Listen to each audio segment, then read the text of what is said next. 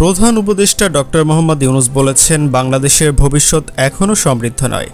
দেশের অনেক কিছু পাওয়ার আছে। উজ্জ্বল ভবিষ্যতের জন্য অবশ্যই আমাদের ভাবতে হবে।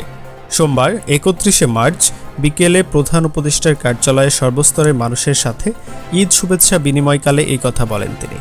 প্রধান উপদেষ্টা বলেন, দেশের শান্তি অত্যন্ত জরুরি, তাই পরস্পরের সাথে বন্ধুত্বপূর্ণ সম্পর্ক গড়ে তুলব আমরা, যাতে মানুষ নিজেদের আগ্রহে দেশ চলতে পারে, কারো যাতে ভয় চলতে না হয়। উজ্জ্বল ভবিষ্যতের জন্য আমাদের অবশ্যই ভাবতে হবে, ভবিষ্যতের জন্য কাজ করতে হবে।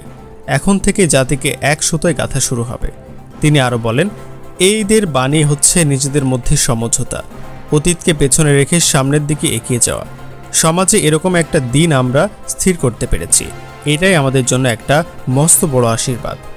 এবারের ঈদকে অত্যন্ত গুরুত্বপূর্ণ উল্লেখ করে তিনি বলেন, আমরা যাতে পরস্পরের সাথে আসি, দূরত্ব থেকে সরিয়ে নিয়ে আসতে পারি, চারিদিকে সমাজকে ঐক্যবদ্ধ করতে পারি, কারণ ঐক্যবদ্ধ হওয়া এই সময়ের জন্য বিশেষভাবে জরুরি। এরকম আরও নিউজ পেতে সাবস্ক্রাইব করুন এখনই।